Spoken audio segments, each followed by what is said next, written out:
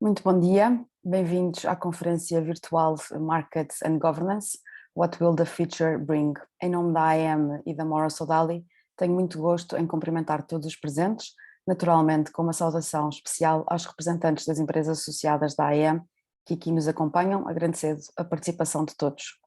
Como sabem, a AEM é a associação que representa em Portugal e na Europa as empresas emitentes e empresas cotadas nacionais e que tem como um dos seus objetivos principais o desenvolvimento do mercado de capitais português. E é com enorme gosto que organizamos a conferência de hoje em parceria com Morrow Sodali, empresa líder na prestação de aconselhamento estratégico e serviços a acionistas corporate em todo o mundo. Este evento dá continuidade ao ciclo de encontros AEM que organizamos regularmente para discussão e análise de temas de relevante interesse prático para as empresas emitentes. Estes encontros são dirigidos às empresas associadas da AEM e aos seus representantes, mas igualmente abertos à comunidade do mercado de capitais e a um público especializado que acompanha de forma muito próxima a atividade da AEM, bem como os temas do mercado e a evolução da economia portuguesa e europeia.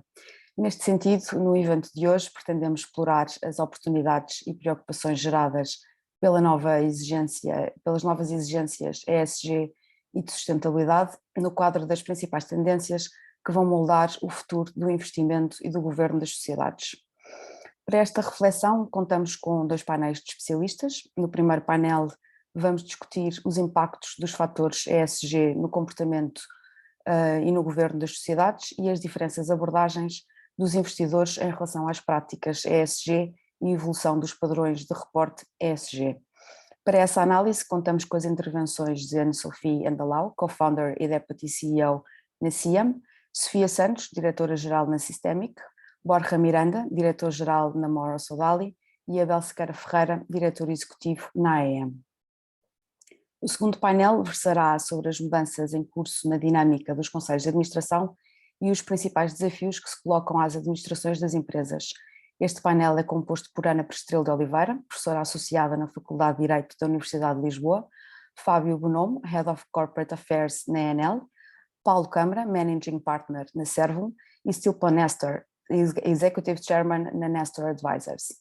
Aos speakers de hoje agradecemos a disponibilidade e a forma empenhada como de imediato aceitaram o nosso convite para participar nesta sessão e connosco discutir o modo como as administrações devem organizar-se para uma melhor e mais eficiente resposta aos desafios ESG e aos desafios da digitalização, bem como para refletir o modo como a composição e competência dos conselhos de administração e a sua organização, estrutura e planeamento deve desenvolver-se num futuro próximo. Os painéis de hoje contam com muita diversidade de nacionalidades e linguística, pelo que as intervenções e debate prosseguem na língua inglesa. Por último, peço à audiência o favor de colocarem as questões que possam ter no chat Q&A aqui do Zoom, para na parte final da sessão as mesmas serem endereçadas ao painel. Muito obrigada a todos e sem mais demora passo a palavra ao Borja Miranda para darmos início ao primeiro painel.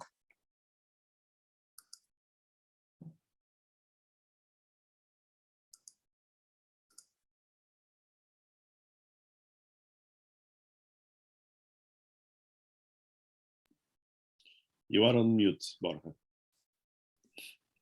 Yeah, thank you. So thank you, Matilde, for your kind introduction. Good morning to everyone. Well, we have a very interesting panel ahead of us. What is changing in investors' expectations? As you can imagine, this question opens the floor to many answers. I will moderate the intervention of my co-panelists to have a holistic view. To do so, we count on this panel with consultants' experience in the matter, as Sofia, myself, and the point of view of corporates and investor representatives, as Abel and Anne-Sophie.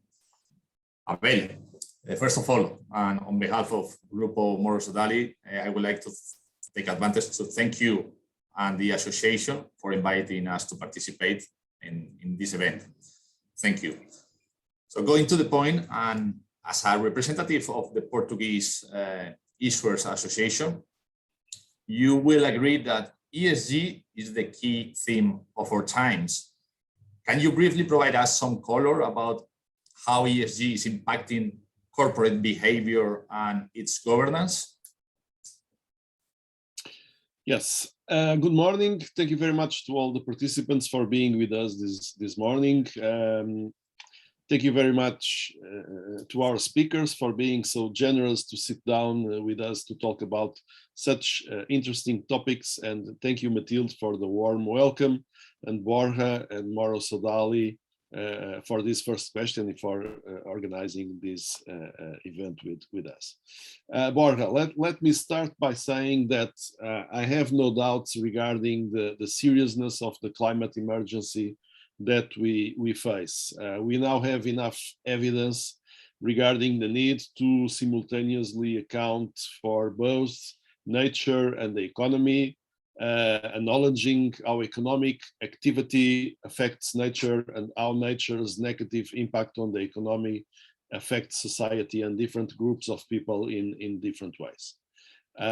We will need a revolution, for sure, a generational shift to cope with the severity of climate change and also with COVID-19 financial implications, and to change economic activities in a way that allows us to achieve prosperity while not damaging or destroying the environment in the process. And in this context, the European Commission objective and initiatives to focus on long-term value creation and the alignment of corporate and community objectives and its proposals for integrating sustainability at companies' board level, improving sustainability performance and contributing to the 2050 net zero objective are mostly positive and deserve support. But as I will try to explain during our debate, supporting the objectives is not the same as to support the policy and the means. We know that in recent years, a substantial increase in sustainable investments and attention to ESG factors by institutional investors and asset managers has already taken place. And it seems obvious that ESG will be increasingly important for investors and creditors when making capital allocation decisions in the future. That is why, in the context of expanding scrutiny regarding companies' purpose, culture, values, attention to ESG and sustainability issues is of utmost importance for boards of directors setting up its long-term business strategies. And at the same time, failing to address ESG opportunities would be detrimental to companies' financial stability and reputation. But at the same time, listed companies and boards of directors in Europe especially must be aware of an overabundance of new laws, requirements, initiatives from different organizations, governments, regulators, investors, and other stakeholders, and must familiarize themselves with an increasing collection of regulation, both at global, European, and national level. This excess of initiatives, laws, and regulation will also likely drive a significant rise on ESG-related shareholder resolutions, shareholder activism, both the good and the bad kind, disputes, and litigation. Companies and boards have been preparing for such new context, namely by understanding how ESG risks can impact their business and operations, and by ensuring that those risks are subject to the right assessment and management independently of their respective industry, as risks associated with climate change will impact all companies, although in different manners. And simultaneously, based on indications that green investments performed better during 2020 and were financially profitable, and that companies with stronger ESG adherence also seem to have done better during the pandemic, producing higher yields than similar corporations that are less ESG committed. Large global investors and proxy advisors are increasingly promoting sustainability goals and campaigning for ESG objectives.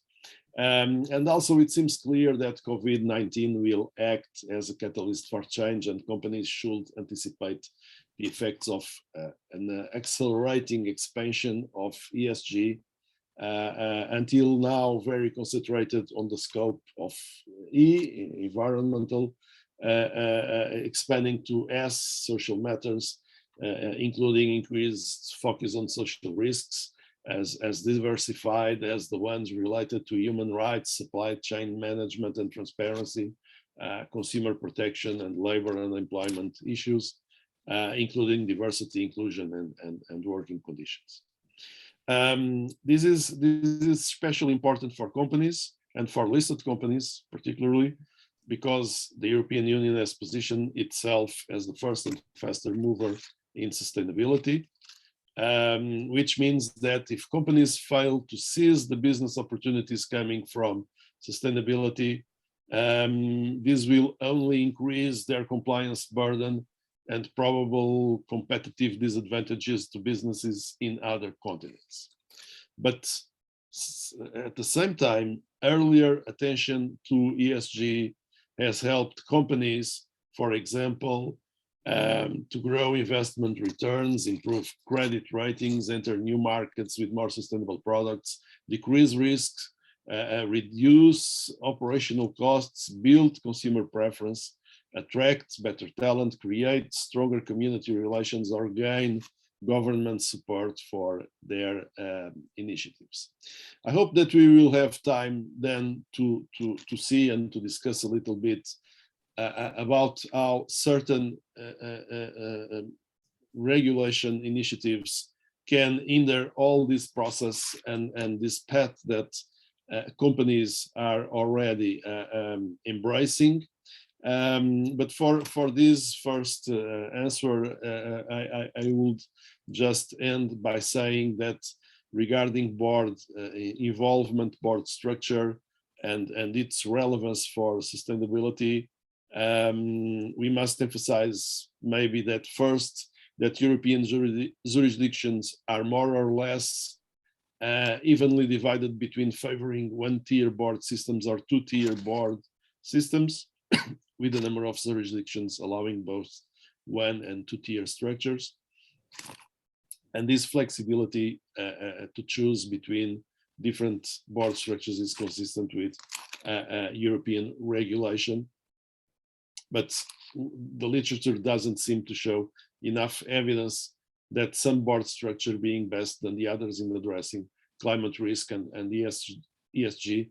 And this greatly depends on board composition and mainly on the industry or sector or activity and how affected companies or a certain company is by climate change. And this freedom, this capacity of companies to choose between different structures is of great importance and must be kept. And I will stop here, hoping to have the opportunity to discuss about other topics. Thank you, Abel. We will have the opportunity. You raised several interesting aspects that more than happy to discuss later on. I would like now to get a preliminary view from an investor representative, Anne-Sophie. It's great to have you in this panel. Thank you for accepting the invitation. So I know well that ESG is also a key investment aspect for many investors, and market trends indicate that more and more investors are integrating ESG analysis. However, there are several approaches to ESG investing. Would you mind start your participation describing the main ones? Yes, absolutely. Thank you, Borja, and thank you to AEM as well for this conference today. Very interesting topic, one that we've been tackling for years and years now at CIAM. So I am co-founder and deputy CEO of this asset management company. We have an office in Paris, an office in London, and it's been more than 10 years we've been involved in equity investments on listed companies. Governance issues historically have been very important for us because creating value when rightly tackled, and same for environmental and social issues. So yes, Borja, let me answer your question more precisely. We think there are several approaches to ESG investing. In we think there are 5, but sometimes there are other distinctions. But let me go with what we think there is in this market. The first one is the exclusion approach. This approach means that asset managers are going to exclude companies and sectors with ESG or negative ESG connotation or characteristics. These are sectors like tobacco, weapons, gambling, coal. These are really blacklists in some ways. The other part of this exclusion approach is based on practices. So violation of human rights or general corruption, environmental damage. So that's really the first category. The second one is really based on a filter approach. So there are filters, as it says. There can be several. The first one is the positive filter, or the best in class, whereby investors, asset managers are going to only pick the best in class in every sector, and will not exclude any sector, in fact, but will really keep the best of every sector. And the best, which means they have a positive ESG performance. The second one is the best in universe. So this time it's across all sectors. So the really best ESG companies across all sectors. The third one is the best effort. So this time they don't have to be the best, but they can actually be in a transition and can become potentially a best in class. So for all of this second approach, there is a need for the asset manager to either rely on the ESG rating agencies, which I am going to say in more details later that we're not fan of this, of doing this, basically, because every rating agency has different ratings and it's difficult to really understand what's going on in this market, in these ratings. Or the asset manager has the possibility to do its own ESG analysis internally, and that's what is called ESG integration into the research process and into the financial analysis as well. The third approach is what is called the engagement approach, which can actually lead to ESG activism. So that's the engagement of investors with corporates. They can also engage with other shareholders. So it's a double type of engagement on ESG topics. And the goal is to influence companies to really look into these ESG issues and really using the shareholder rights of each of these investors to do so. And there are several ways, either through direct engagement, through meetings, through exchange of letters. It can also be at the moment of the AGM, ahead of the votes, or in a proxy contest as well, with the filing of shareholder proposals, for instance. But that approach really needs a very granular approach. It's very research oriented. There's a lot of work being done on each of the companies by the asset managers. This is really active ownership, basically. Then the fourth one is the thematic approach. So that's, I'm going to be much quicker on this one. It's really investing around themes, sustainable themes like climate change solutions, renewable energies, waste or water management. So that's really the fourth approach. And the last one is the impact or community investing approach. That approach is mainly in the private markets, we've seen so far. And this approach consists of investing in companies that seek to generate a measurable impact. And that means issuing impact reports, of course, to measure that, that impact. And so briefly, I'm going to say that one can really use one or several of these approaches in its way funds are being managed. That the learning curve is pretty steep to understand all these different approaches. It can even be pretty confusing, to be honest. When going through all of these approaches, one realizes that it can be pretty confusing to really differentiate one to the other. And this is why we think there is a need for more regulation. SFDR is a good starting point. This is the European regulation that is actually asking every asset manager to position themselves into what type of ESG approach, investment approach they have. And we hope it is going to prevent a lot of the greenwashing, a lot of, these funds saying they do ESG, whereas they don't really do ESG analysis, and will differentiate amongst the different asset managers.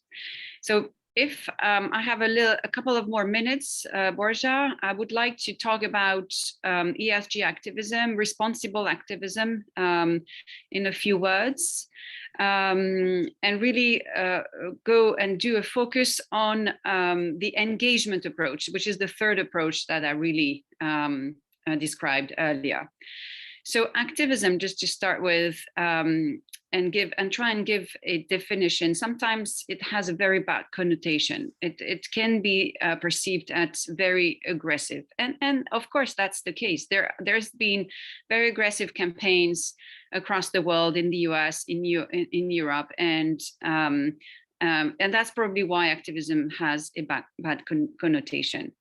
For us, I think it's not a strategy. We don't see it as a strategy, and it's not an investment strategy. It's only a tool that is that we have and that we use at CIAM, because we feel that it's our fiduciary duty to really act as active managers, and we're not a passive fund, we're not an ETF, and that's the whole point, basically. There is an increasing part, we all know, of the passive investment industry, and therefore for active managers on the other side, they have to show they're really active, otherwise they won't have a business anymore.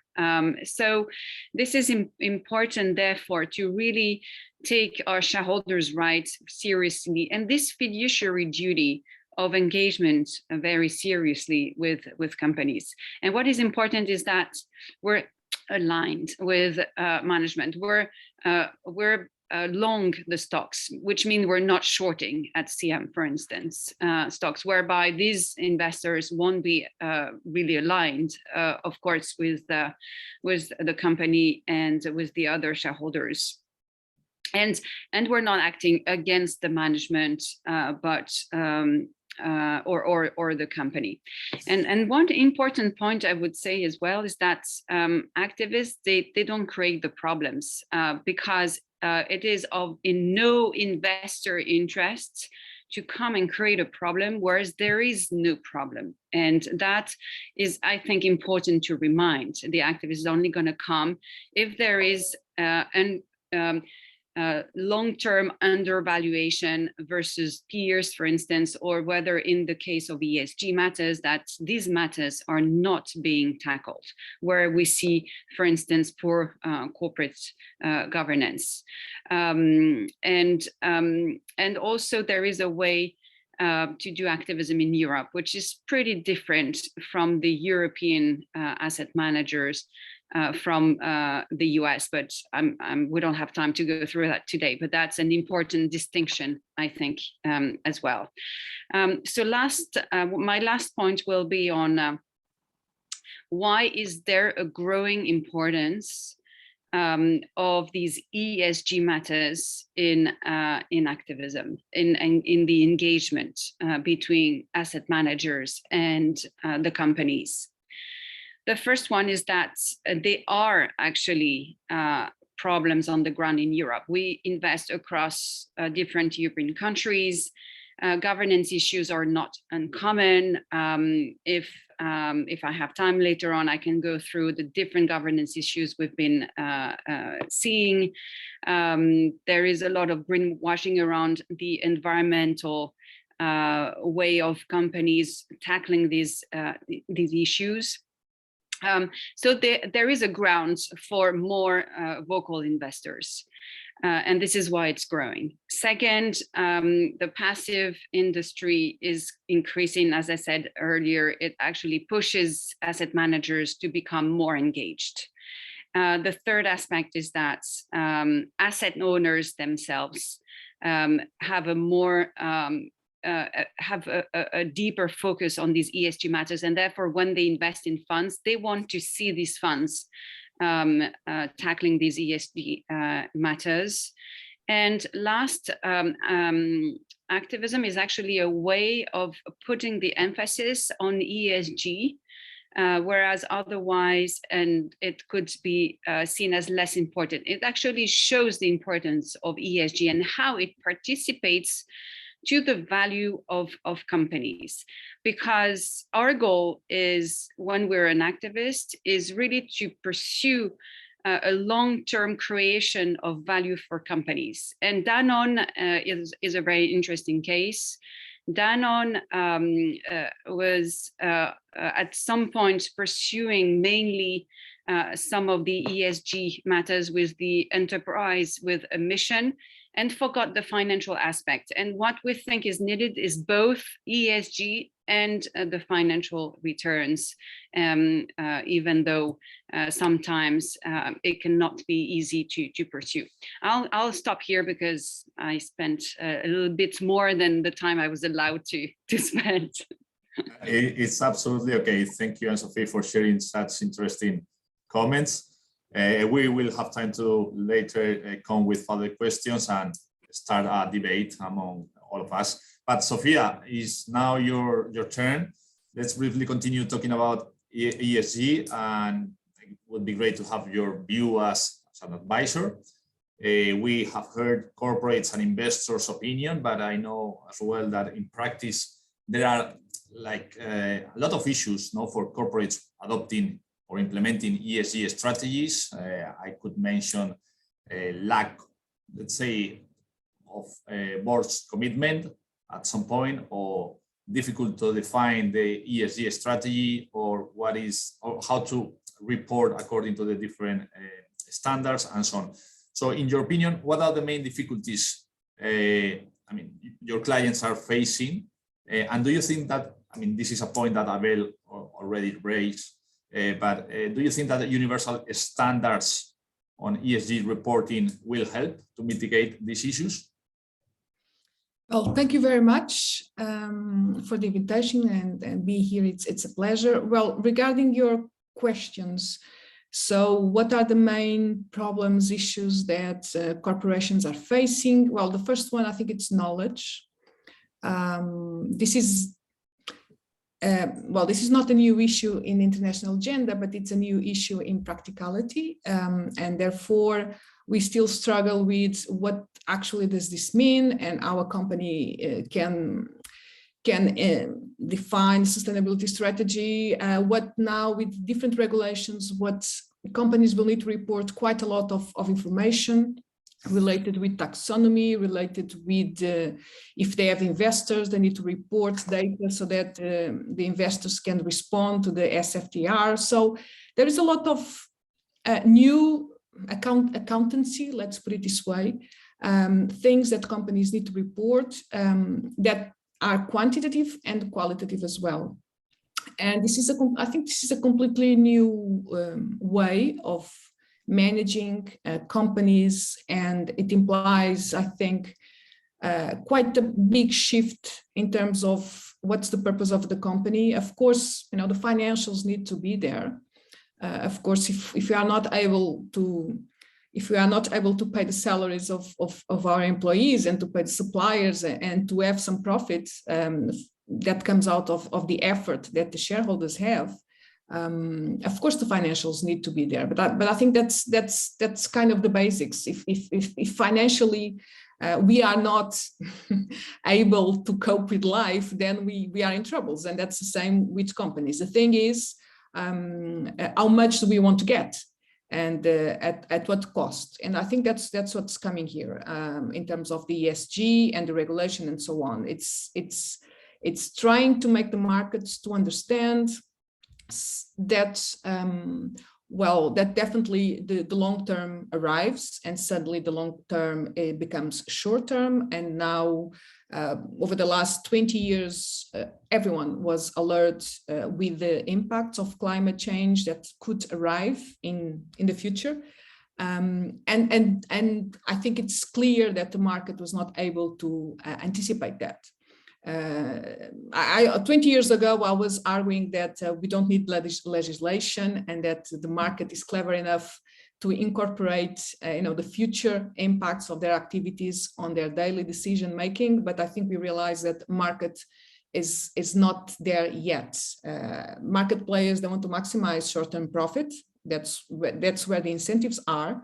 And if the market system works like that, then sustainability issues, they are not part of the conversation. They will only become part of the conversation if there is something that obliges companies to actually go in that direction, or if you feel immediately the physical and the transition impacts on your business. And that's why we have the transition, right? The transition impacts is related with legislation, because otherwise we wouldn't have that. We wouldn't need to express that legislation is a risk. It would just happen, and it doesn't. So I'm mixing the issues here, but I think it's important to realize that first, companies are facing definitely a new way of reporting, and it has become obligatory. And it's important to realize that for the financial sector, what is important is to report how they deal with the ESG. They are not obliged to report to become green. And I think this is a key issue. Regulation, it's only obligatory to report how you cope, what you do, how you are aligned with the EU taxonomy, or if your funds have or do not have any ESG characteristics. There is no regulation that is going to oblige you to become green. And the same thing for companies. Companies are not obliged to become green. They are obliged to report how aligned they are with environmental and social issues. It's up to the company to identify if it makes any sense to become greener due to the consequences of legislation that has an impact on the financial sector and everyone else. And this is different also. So I think this is really a key issue that needs to be understood. No one is obliging anyone to become green.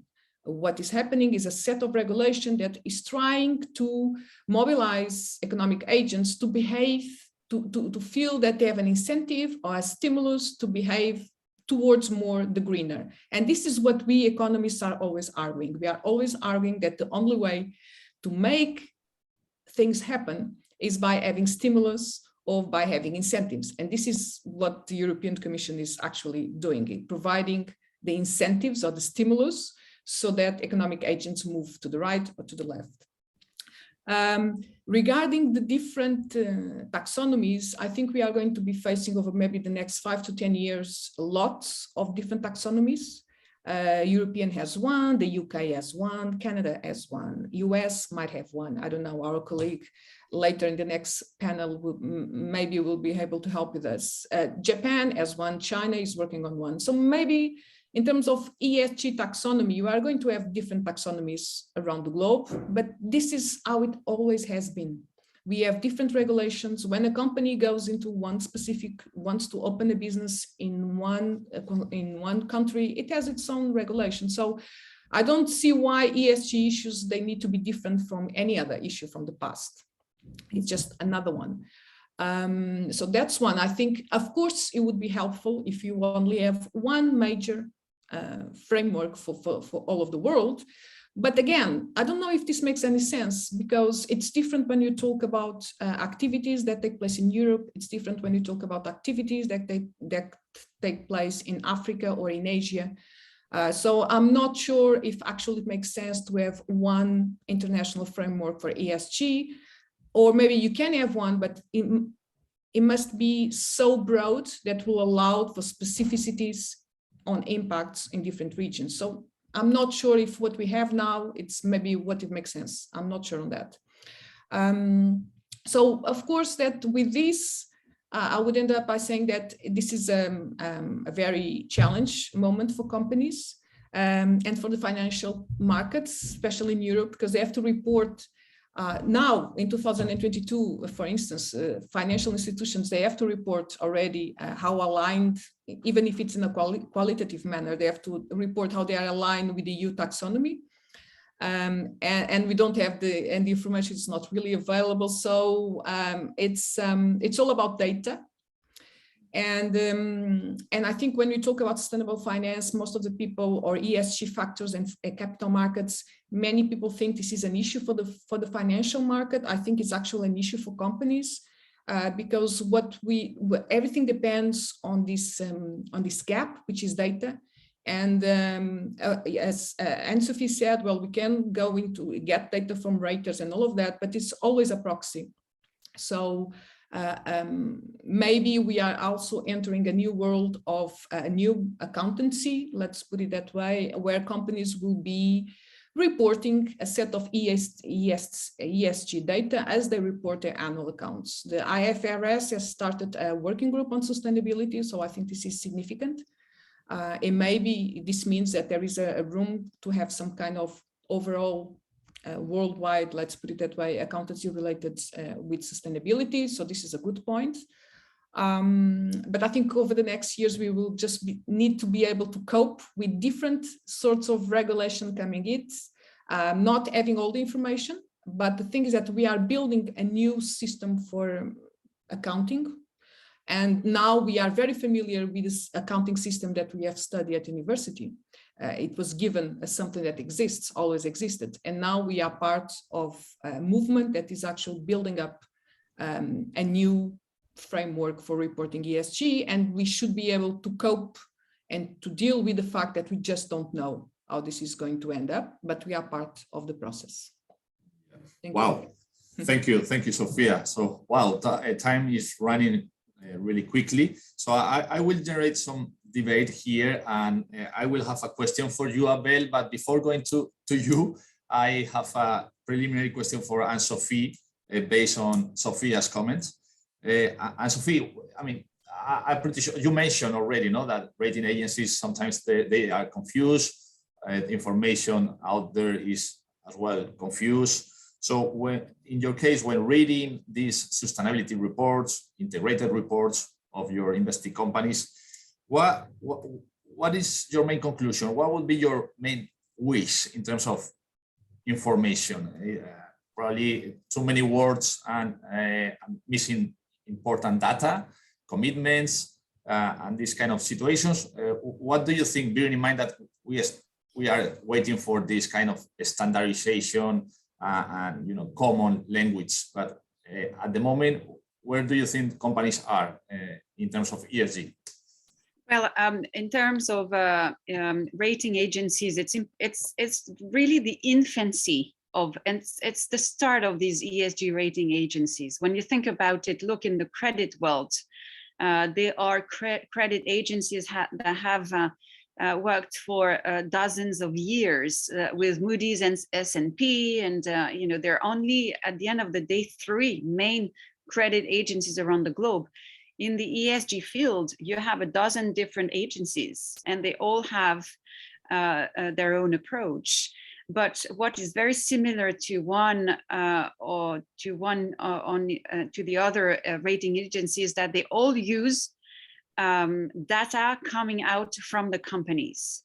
And what is needed now for these ESG rating agencies is that they do their own research, like a credit analyst would do, like a sell-side equity analyst would do, so that they forge their own point of view. And for now, that is lacking in the world of ESG agencies. And the ratings, therefore, can be quite different from one agency to the other one. So it is difficult for both the investors who would like to rely on these ratings to make their investments. And it's also difficult for corporates, because one rating agency is going to push to one direction, the other one to the other one. So it's pretty confusing also for corporates. Yeah, and Abel, so from your experience, how companies are facing this situation? It's proactive, it's more reactive. Are they been engaging rating agencies or engaging investors in order to have a more direct discussion and understanding? Well, companies have been and are very active on this. Let me maybe come back to one of the points that Sofia made. Me and Sofia, we have a long story, almost 20 years of discussing and agreeing and disagreeing. That's why we keep inviting each other to this kind of events. And maybe also answering to you, Borja, maybe it makes sense to stress that, of course, nobody is defending or trying to push forward an idea that, as we were both defending 20 years ago, we can leave the solution of this problem to market forces without any kind of regulation. Also because the discussion that we are having today regarding sustainability and sustainable finance has a number of underlying themes, and the ongoing larger debate regarding the nature and purpose of the company and the renewed concerns with the apparent erosion of the democratic capitalism model of Western societies. Those issues against a background of technological, social, economic, political, and historical transformation, aggravated by the economic and social effects of COVID-19 pandemic, must all be taken into account. And we need new frameworks to work on this, but there is a difference between giving the companies incentives to adopt green strategies and to do what the European Commission has been doing in certain areas, which is to contribute to enlarge the number of obstacles and disincentives, not incentives, to invest in European listed companies, increasing the already huge compliance costs on companies, creating even more legal uncertainty for companies and their directors, by the way, and deepening the unlevel playing field vis-a-vis third country competitors. And in this context, one would expect that based on all the work, capital and innovation that companies have in fact been channeling to sustainable investments and to address complex sustainability, that those efforts will be recognized through a certain degree of regulatory pressure easing in order to allow companies a larger degree of strategic freedom and to avoid stifling innovation. We must remember that the European Commission's Action Plan on Sustainable Finance was adopted in March 2018. Less than 4 years ago. And the amount of regulation that we are seeing every day being published is impossible and unbearable to cope with. So what is happening is that companies are being hindered in their efforts to adopt better green strategies.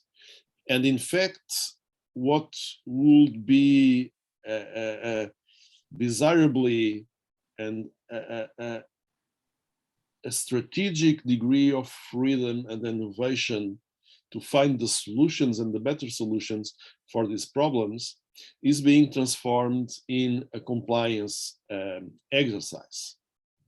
And boards are probably spending more or at least the same time discussing compliance issues as they should be discussing about strategic aspects of ESG and sustainability.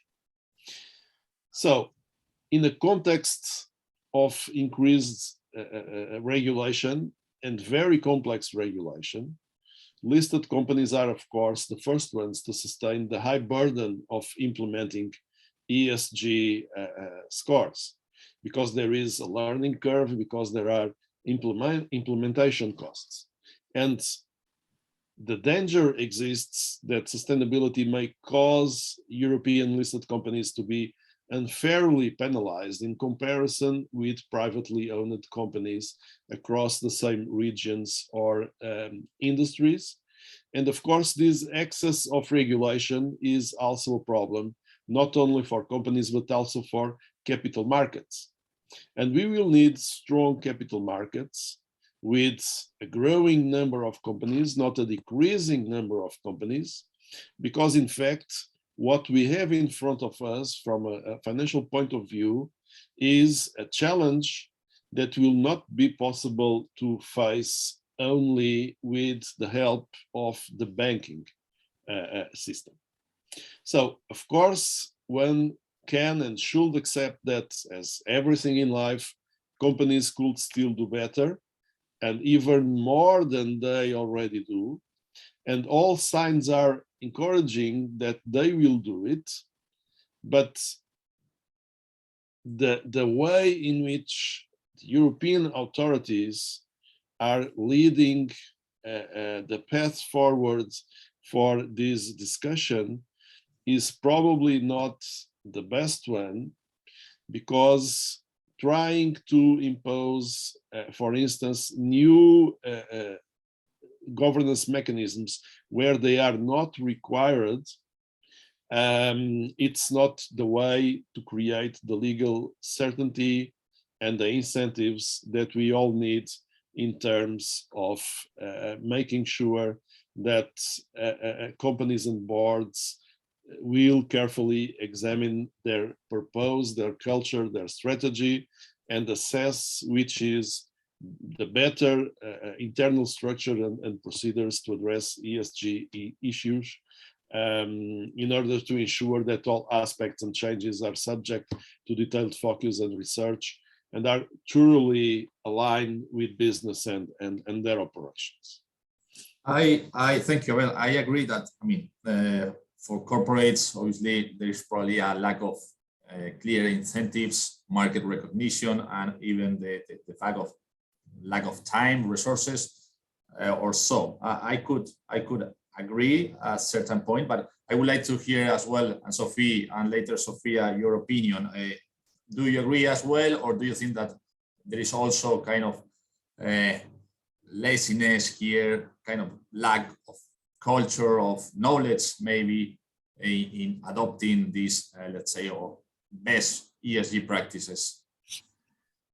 So let me start. In fact, from what we can see on the ground, meaning like when we have discussions with management teams in the companies we're invested in, is that there is a willingness to tackle, environmental and social matters. That is coming from the top end of the company. Sometimes what is lacking is the willingness at the board level. And what we want to see is a committee being created, a sustainability committee that would actually be in charge of these matters. And these board members could be held accountable during an AGM by the shareholders. If they're not happy, they're voting against their renewal, basically, to be very frank and direct. So we want to see more awareness at the governance level and the board level, to be clear. And also we want to see a better alignment between what are the targets of the company. For instance, let's take the example of the carbon footprint of the company. What is their objectives to decrease that carbon and footprint and get to net zero, let's say in 2030, 2035, basically in a very long time. What we want to see, so that it works better, is that these long-term targets actually align with more short-term targets as well. And therefore, we would like to see, as shareholders, an advancement on a yearly basis of how corporates will actually get to these long-term targets. Because otherwise, the CEO, for instance, who generally may think that he's going to be around for 3, 4, 5 years, I mean, more sometimes, he's going to maybe think, well, I mean, this target in 15 years' time, I'm not going to be around anymore. So, you know, why would I really work on that today? So this is why we're trying to push companies to not only have these long-term targets, but also explain to us how they will actually tackle these issues on a yearly basis. And Sofia, for you, in order to get your point, do you think that, I mean, there is kind of a gap between, you know, investors' expectations and obviously what these standards are covering, in order to, you know, work in that gap, trying to explain boards and management that, I mean, this is not a compliance exercise, this is more a strategic analysis and so on. What do you think? Yes. Yeah, sorry, Anne. Sorry, please go. Okay, thanks.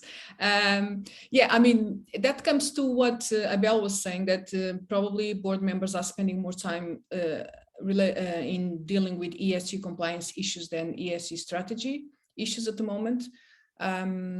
Well, probably yes, but that's the board's fault, in the sense that, well, why don't they spend more time in thinking about ESG in a strategic matter then? Why do they only think about ESG as a compliance? Because they're obliged to, otherwise they wouldn't do it. I think this is a very kind of dry answer, but yeah, I mean, if they spend more time with compliance than on strategy, it's just because they are obliged to do it. Otherwise, they would spend more time with strategy instead of compliance, because they would have a strategy that would be aligned with what Anne-Sophie has said, and they would have, you know, activities, they would have key performance indicators, and they would have a team developing that. And complying with the regulation would be just something that it's an outcome of the activities they are doing and not the other way around.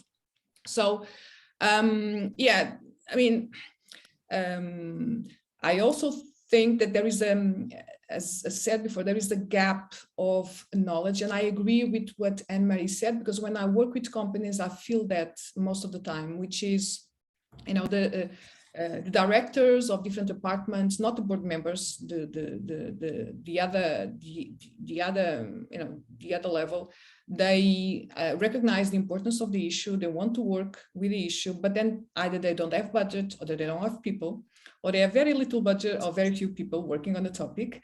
And they spend most of the time trying to get arguments to justify to the board why this is a risk issue or an opportunity issue, and now a compliance. And I have to say that over the last 20 years, I've heard lots of companies and even financial institutions saying, well, we can only make this happen if it becomes regulatory, if it becomes obligatory. I've heard this from, you know, listed companies, from banks, from investors. I've heard this over the last 20 years, saying that we can only get there if we are obliged to. So What I'm saying is not a nice picture.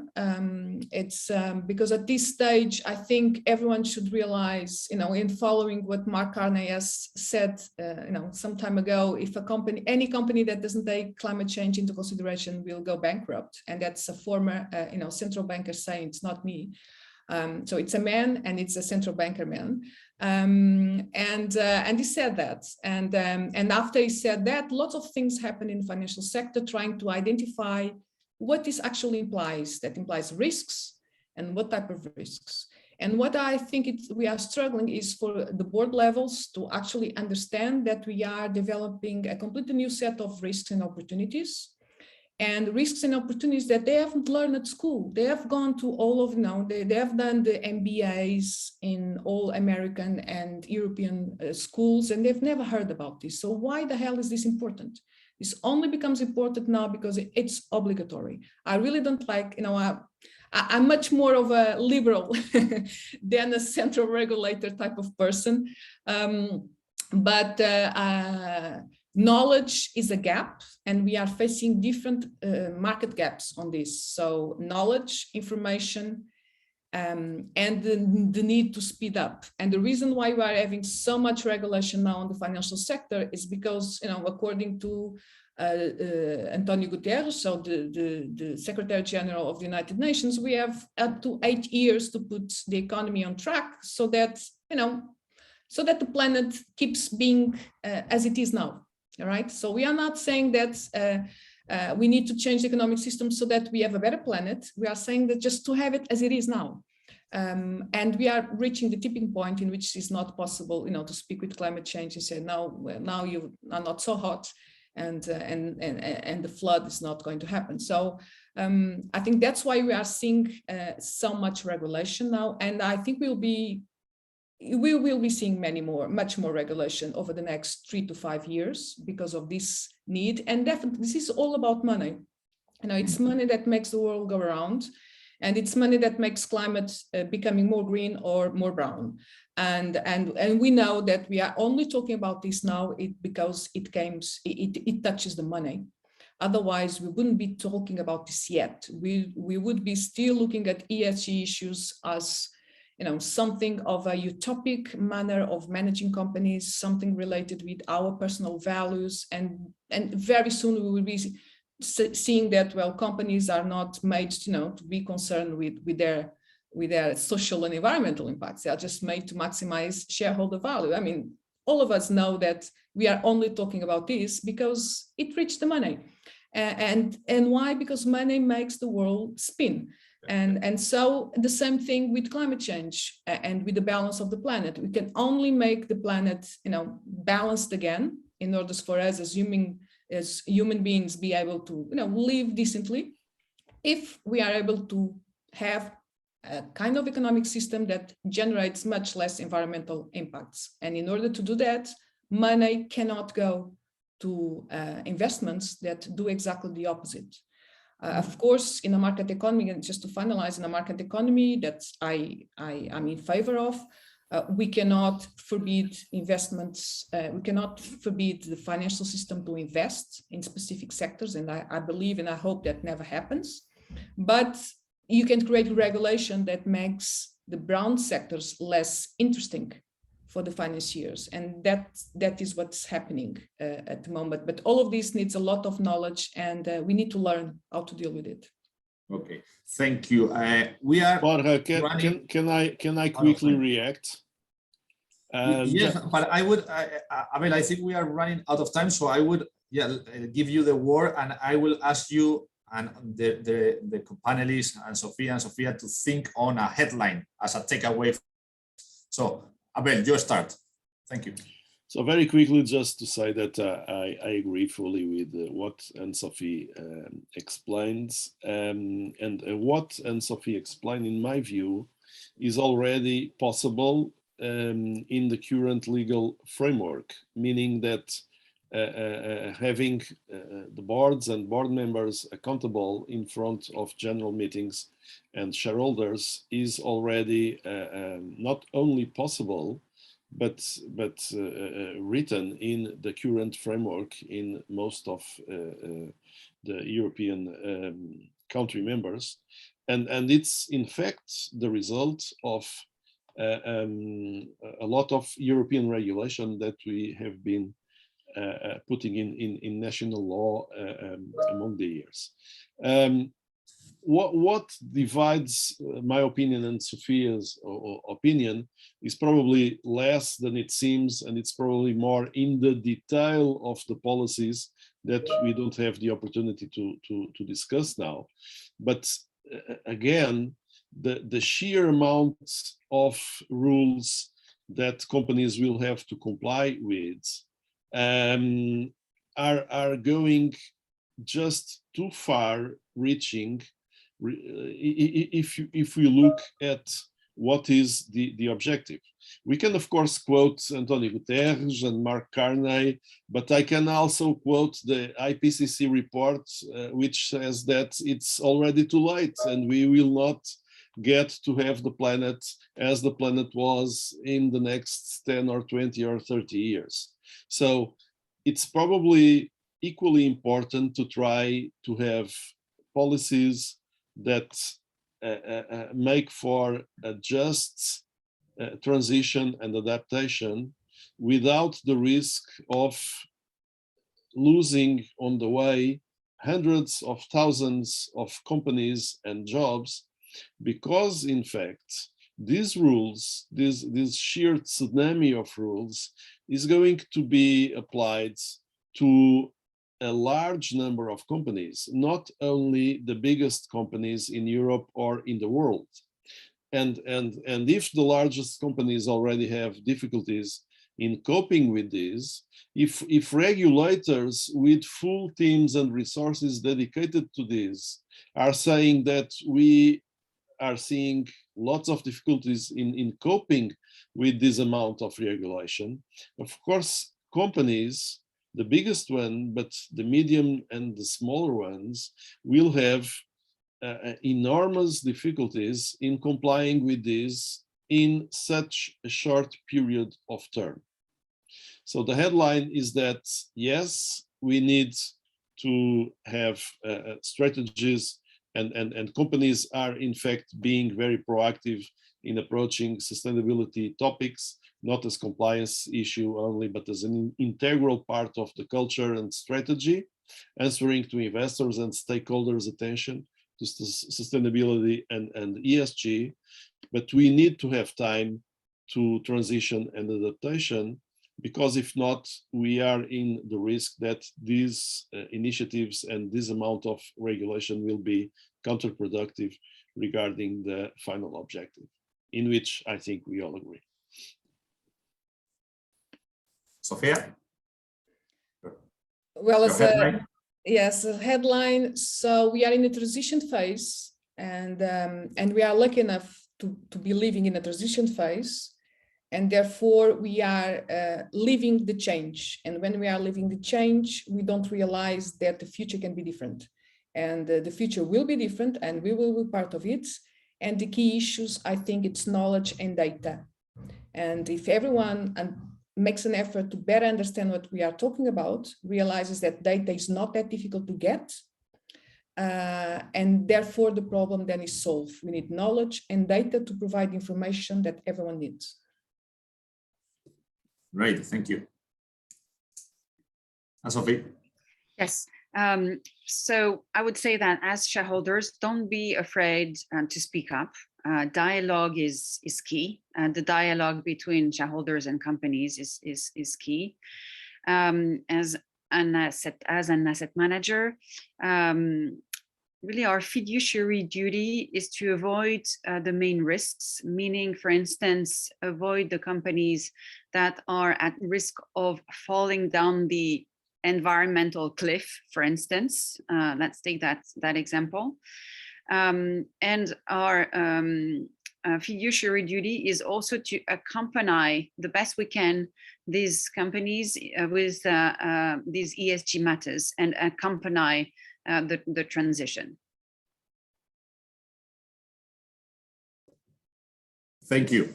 Okay, so, well, it has been a great panel. It has been an honor to moderate it. I think we touched several interesting topics. I think that the main conclusion is there is a long way, but there is, I mean, as far as we are incentivized, there is motivation, there is common objectives. I think we can start working on it. We should indeed do it as soon as possible. But one thing which probably is key and really important for everybody to understand is that this is not something that we should consider as a compliance exercise, no, in the frame of laws, regulations, and so on. It's also a matter of adopting the right culture, being convinced that this is the right way, and the world is changing. I took, Sofia, your words. I wanted that. No, we are leading the change, and we will get the future that we work on. So let's hope we are doing that in the right way. So thank you very much to everybody. And Matilde, I leave you the word, and thank you everyone again. And so we have now an interesting second panel. Thank you. Yeah, let's have started with the second panel with Abel Ferreira. So I'm changing my hat now, and I'm moving to the second panel as facilitator of the discussion that we are going to have. And I welcome Ana Estrela de Oliveira, Fábio Bonomo, Paulo Câmara, and very especially Stilpen Nestor, who is very far away in a very different time frame than the one we are. And we are a little bit, we are getting a little bit late. So let me go straight to the discussion. The title of our panel is How Are Company Boards Changing? And the first question that I would like to put to you, Fábio, is what do you think are the biggest challenges that are facing European boards in the coming decades? Knowing, of course, that the decade in the current situation, it's almost impossible to preview. But please do your best. Thanks a lot, Abel. And first of all, thanks a lot for this invitation. It's a very interesting seminar. So, first of all, given the breadth of the topic assigned, my aim is limited to highlight only some of the possible issues that could go on being or loom ahead as especially important for European boards on the road to 2030, also to stimulate the discussion of my fellow panelists. As indicated by Stilpen Nestor in his thoughtful article on the Corporate Governance Roadmap to 2030, published about 3 years ago in the Harvard Law School Forum, diversity of all kinds and at all levels is one of the most pervasive trends of the new millennium, and it will keep on influencing discussion within the boards and about the boards. I mean, in particular, first, gender diversity. That is in the limelight in the public debate in many jurisdictions, as many are the countries around the world that dictated a discipline on gender balance in the boardroom through hard law or soft law mechanisms. Now the challenge is to break the glass ceiling also within the management and not only at board level. And the board, of course, has and will have a significant role in promoting equal treatment and opportunities among genders across the entire organization, as expressly recommended, for instance, in the last edition of the Italian Corporate Governance Code. Second, skill diversity, that is in turn under the spotlight, as institutional investors are very careful in ascertaining that a proper diversity of backgrounds of directors in terms of managerial and professional profiles with an adequate experience be able to foster a fruitful exchange of opinions that allow to analyze the different matters under discussion in the board from different standpoints, and therefore to contribute to a sound and meditated decision-making process. This issue will be analyzed more deeply in a subsequent speech of this roundtable. Third, ethnic diversity, that has also been gaining traction in the last few years, especially in the US and UK, thanks to innovative listing standards and/or provisions of soft law. But it is still too close to call to state that similar kind of diversity will be required also in countries with a very homogeneous ethnic foundation of their societies. At least, I hope this issue will be dealt with in the near future with proper sensibleness. Still about board composition, a new kind of outside director has been established in core OECD markets in recent years. In parallel with the transformation of the role of the board from advisory board to monitoring board, the presence of executive directors of other companies that created also problems in terms of interlocking directorate and related conflicts of interest has been replaced by professional non-executive directors. They've organized themselves through associations in charge of representing their category and that have progressively gained significant power in the financial markets arena. I think this trend is going to continue in the foreseeable future. Then activism, as already mentioned, activism of hedge funds is another challenge that boards are called to face at present and that will inevitably maintain a prominent role in the current decade. The egregious cases of ExxonMobil in the US and Danone in France in 2021 are the evidence of a well-established trend, confirmed in the UK by the ongoing saga at Vodafone, Unilever, GlaxoSmithKline, Scottish and Southern Energy, Aviva, Pearson and Shell, just to name a few. It has been stressed, in fact, last week on the Financial Times how activists are increasingly influential in top UK boardrooms. Closely connected to activism is the importance for issuers to draw up suitable engagement policies for relation with their shareholders, that while taking into account the provisions of the main stewardship codes, provide in turn to carefully discipline possible ways of interaction between the issuers, directors and managers on the one side and shareholders on the other. In this regard, a specific recommendation has been included in the last edition of the Italian Corporate Governance Code. Enel has adopted and published its engagement policy last March, in March 2021. And when drafting this document, we realized that this kind of document is currently recommended for issuers as a soft law measure in a very limited number of jurisdictions, namely Australia, Canada, Hong Kong, the Netherlands, and Spain. In the most advanced financial markets like US and UK, it is very unusual to find the engagement policy adopted by issuers for the simple reason that there is no specific soft law requirement that recommends such a tool that indeed we found very useful at Enel.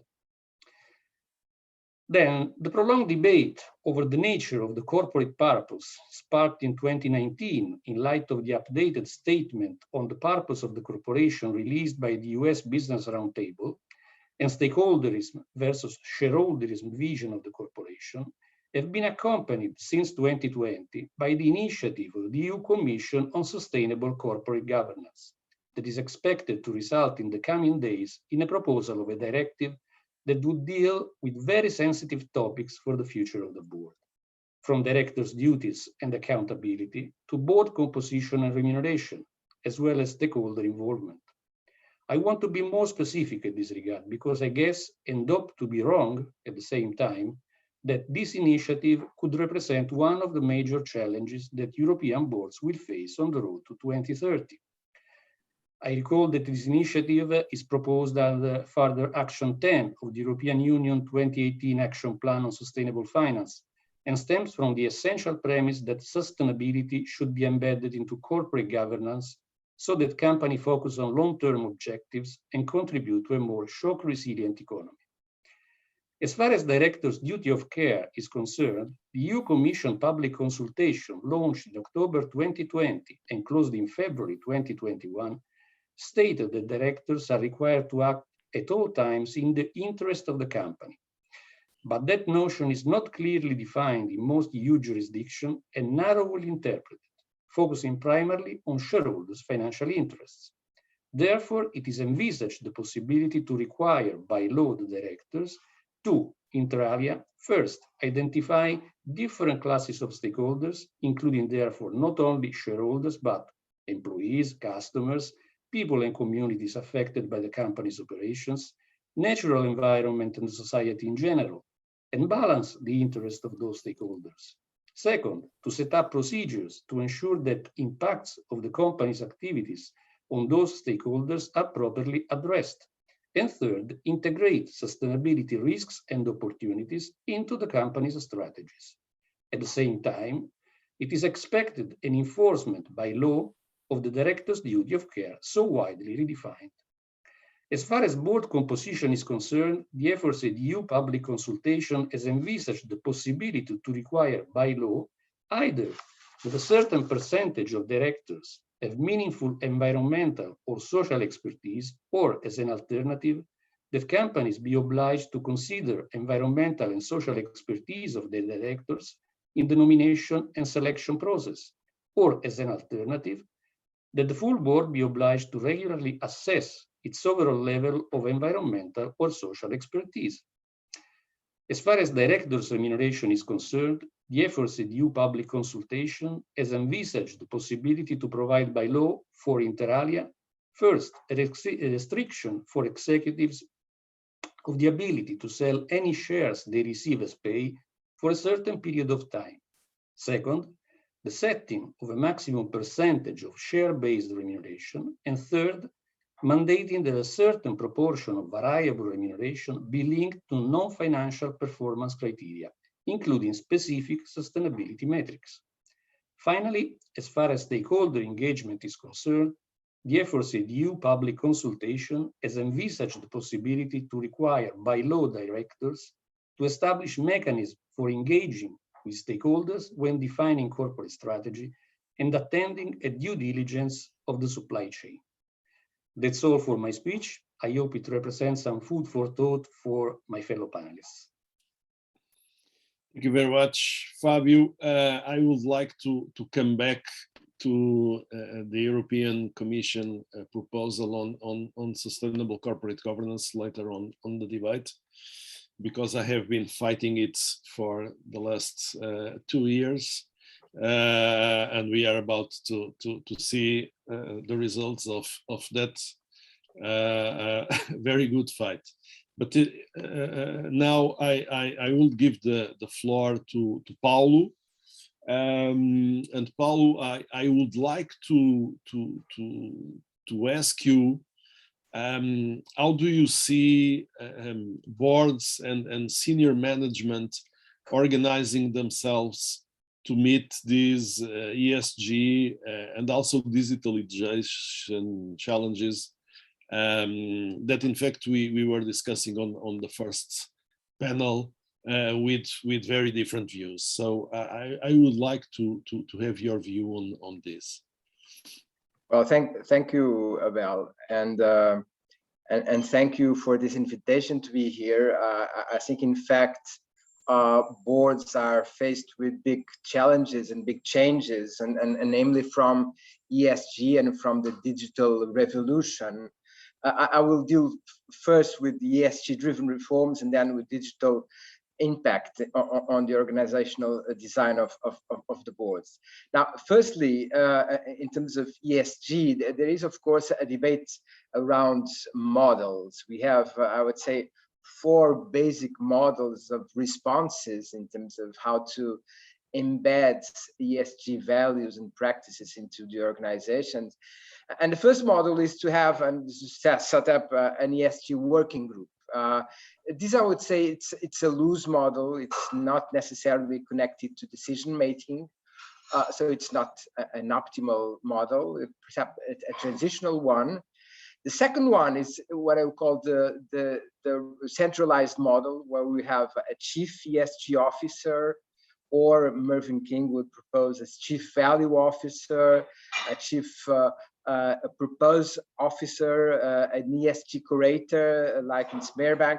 The names are very diverse, but basically this is a more centralized model.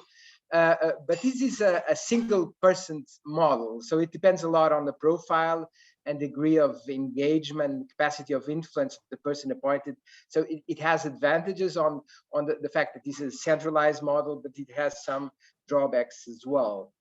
Thirdly, we have the appointment of ESG committees. We can have internal committees or external committees, This has the advantages of having a clearer status as board committees, but of course we may have, end up in the debate of this contributing to an excessive number of committees, which, while can be more indicated to larger organization, but not to small or medium-sized firms. So again, ESG committees can have also the advantage, which is not negligible, of having a sort of a platform with stakeholders, with external stakeholders, mainly on the external committee, where you can have external people jumping in from NGOs or clients representatives or workers representatives. That can be interesting as well.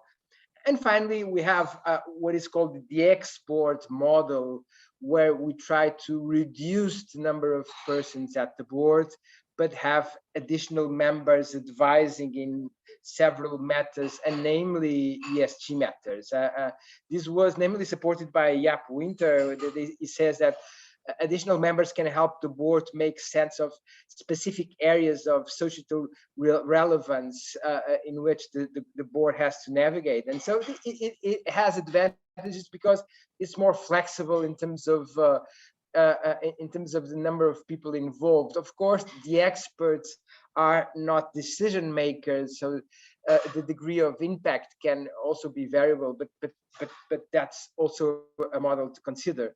Now I was describing each of these models not to show if there is a sort of a best model in the world, but clear to indicate there is a diversity of experiences, and mostly and above all an ample catalog of board choices. So this is not about isolating a unique possible solution. And again, the number of committees or the name of committees that can be different from one firm to another, but the function is the core issue, and the main function should be to facilitate an integrated board analysis of ESG matters, and so to reveal ownership of boards in ESG issues. Secondly, to comply with what I say, the know your stakeholder rules, so to have a sort of a dialogue process or way of retrieving information regarding social and environmental issues that impact the company. Thirdly, to enable a fluid flow of information regarding ESG matters, and of course, to facilitate the embedment of ESG topics in the governance structure and the company culture. So that is on the ESG side. On the digital transformation, of course, in a broad sense, we have technological advances that facilitate the circulation of information, both at internal level and external level. The hybrid or virtual meetings, long distance meeting, video calls or conference calls are now the new normal. And of course, the balance for this digital format is a bit controversial. I think something is gained, something is lost. We can have more diverse inclusion of, for instance, international background of board members, which is good. We can have diverse skills of people that live in different corners of the world that work at the same board. So that's a good aspect.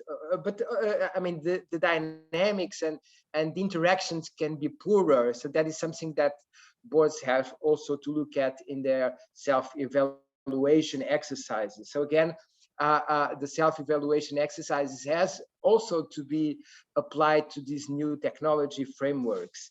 There are some cases of automatic decision-making, such as Vital, Tieto, Amazon, Salesforce, but not really at board level.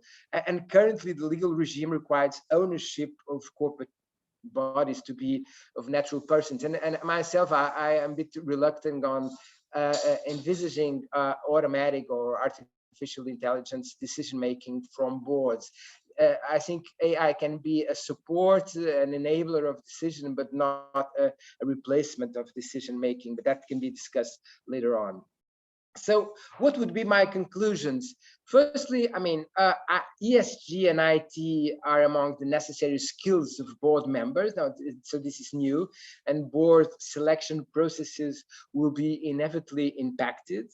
Secondly, I mean, there is no regulatory indication specific on these issues in terms of the organizational design, but I mean, the general guidelines regarding duties of care can be of relevance in order to firms to end up with some solution or some model to be proposed, and not just to sit still. Thirdly, I think that a new metrics of risks emerges, and namely ESG risks and cyber risk. And these last weeks, we have seen in Portugal and elsewhere a number of cyber attacks. Vodafone yesterday and the day before. Now today, a new the biggest Portuguese lab that was attacked. So this is something that the boards can have also to assess in their organizational design. And lastly, the conclusion that one size does not fit all. It's not you see one board, you see them all. It's you see one board, you see one board, and you have to pay attention to the specifics of each board and each company. Thank you.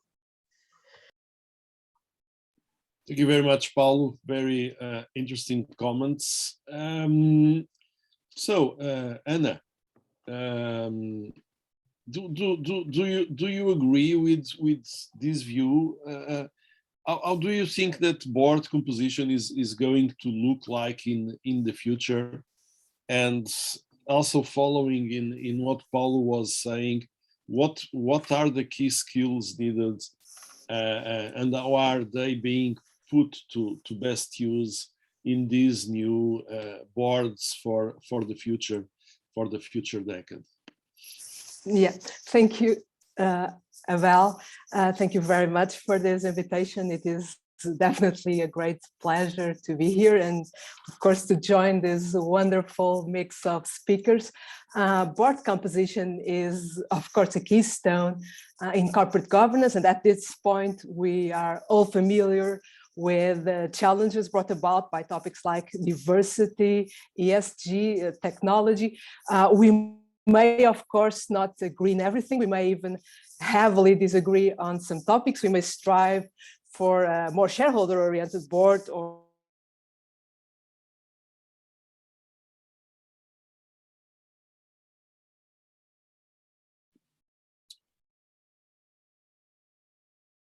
And I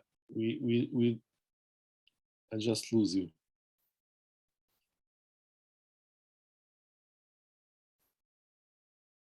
Because so apparently there are some difficulties.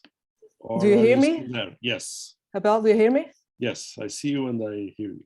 Oh, okay. It says I came to my university so that I wouldn't have problems with my Wi-Fi, and probably that was the wrong choice. So do you hear me now? Yes, perfectly. Please. Thank you. Thank you very much. I don't know how far did you hear, but it's not that important. I was saying that probably all of us at some point in the future will change our own perspective on this topic. That's all normal. That's the way to go. That's why I would dare to answer your questions by asking a couple of other questions, if I may. So the first one would be if it is possible to make general assumptions on how boards are going to look like in the future. And of course, we could start by a much more provocative question, which would be if there will be boards in the future, or whether technology and blockchain through smart contracts would allow for a decentralized decision-making process, because that's already happening. Some American states, at least Wyoming, are treating these decentralized autonomous organizations, DAOs, like limited liability companies, and are giving them legal rights. And these organizations are the equivalent to companies, but they work in a decentralized way. They do not have a board. They do not have someone at the top that makes and sets the rules. Instead, they have a string of smart contracts that does that. So token holders make decisions, as we know, themselves through voting. That is a wide-ranging reform really a revolution that is already going on. So before discussing how boards are going to look like, we might go as far as to ask whether DAOs would replace boards, do away with the need of a CEO, a CFO, a chairperson, or in general a top-down corporation. DAOs will be a reality at some point in the future, but I don't think they will replace traditional companies. I anticipate that companies of the future will be really different from today's companies in what decision-making processes are concerned, but that change will not come for a while. It will come at a slow pace. So I would go back to the company of the future, but the traditional company of the future. Can we make general assumptions? Today we recognize the existence of a so-called corporate governance gap, where some firms, the largest one, are adopting the best practices, but not necessarily the other ones. We have talked about this model. Paul has talked about this model of one size fits all, that we would agree that's really not the best option. But should we accept differences between companies, or should we try to fill in these corporate governance gaps? I would say both answers actually are correct, because we know companies are all different, but at the same time, we also know that they have or must have something, some common governance goals. That means that this promised land of good governance, of corporate governance, will not be the same for all companies, but the foundations of good governance are indeed the same. So that said, what is the perfect board? Is there a perfect board? We more or less know what we want. We want engagement with shareholders, which also means dealing with activism the best way. We want engagement with stakeholders, which means dealing with ESG. And of course, we want engagement with technology. So how do we achieve these goals? We know what to do. We know the tools that we have. We have board independence. We have board size. We have diversity. We have a couple of skills that are required. But can we really aim for this kind of perfect board in the promised land of corporate governance? Can we achieve a board that is engaged with shareholders, stakeholders, technology, and all at the same time? This is the second question I would ask. But before, I would ask another question, which would be, is it possible to make succession planning a bit less stressful, challenging than it is today? And my answer would be probably not. Certainly not with all the different requires on diversity and skills. But the point is, we know what we want. We also know why our goals are being impaired. We know the challenges we face, and the challenge is that not only are some directors serving on boards too long, but the search for a new director often starts too late, after the board member decides not to stand for re-election. So the corporate board of the future is definitely one that will plan succession well ahead. So how would we ensure this? Probably we need stricter internal guidelines. Good governance is not self-driven. We know that by now, and we are sure about that. And legal rules and hard law may not be enough in this area, because we know that long-serving directors bring experience, and the experience, of course, is an asset. But a long tenure frequently leads to lower performance. So this is a challenging topic, but if the board lacks a pipeline of high potential and diverse candidates, that sure will compromise board diversity efforts. So these internal rules, I think, will be important in the future. And even though we have seen that corporate governance is not self-driven, we may ask, are we heading towards an over-regulation of corporate board composition? Are we asking too much of the board of the future? Is it possible to find this perfect mix of talents, sensibilities, and still have the most experienced team? How can we make sure these changes are material? Because we find ourselves in an era of transition. Sofia also made that point before, and directors of future generation will be much better prepared from the beginning to face these challenges, but not for a while. This is an era where the topics we've covered don't come as natural yet. Diversity, sustainability, technology. We still have the need to have mandatory rules, and these rules have, of course, the disadvantage of sometimes making more difficult to find the right candidates and the experienced candidates. So I'm not talking about gender diversity or race diversity, because I believe that women candidates will not be that hard to find, at least in a few years' time, and racial diversity will depend on the evolution of societies in general. Even age diversity won't be a real issue, because the challenge here is to find the right mix of ages. Here the problem is one of mindset, but in certain areas it's more than that. The pool of candidates with business and expertise and also ESG or technology expertise is difficult to find. Even finding independent directors is challenging. We may accept, or we must accept, advantages here come at a cost. We gain efficiency in overseeing management activities with independent directors. We gain different views, different perspectives on stakeholders' interests. That's for sure very important. We know that independent directors are better at encouraging companies towards long-term and towards also higher levels of transparency. That's especially important, I would say, in countries like Portugal, where corporate structures are very concentrated. But we have to understand that they also need to have experience and they need to understand the business. So how easy will it be to find these candidates in a world that is increasingly connected, or especially in countries like Portugal that don't have this such varied pool of candidates? Or technology, for instance, when we're talking about technology engaged board, that's very important. And there are several questions we must ask. Does the board need one or more members with deep knowledge of technology? Or is it enough to have a tech-savvy board? Can these skills be rented by engaging these outside advisors or consultants? Is there any other approach that we may find optimal here? One thing will be clear in the future, that is, IT will not be and cannot be, by definition, a standalone function. It will be an integrated part of business operations, of strategy. Technology board engagement is essential in three dimensions: performance, strategic, and risk. And these are not dimensions that are detachable from decision-making in general. So board members have to understand technology themselves at an appropriate level. They must be able to challenge recommendations from management. There is no way around this. And we know external, internal advisors can, of course, bring useful knowledge to the board, but boards cannot rely exclusively on advisors. So what can we do? One solution is, of course, to have this tech-savvy board member who can bring knowledge and expertise to board conversation.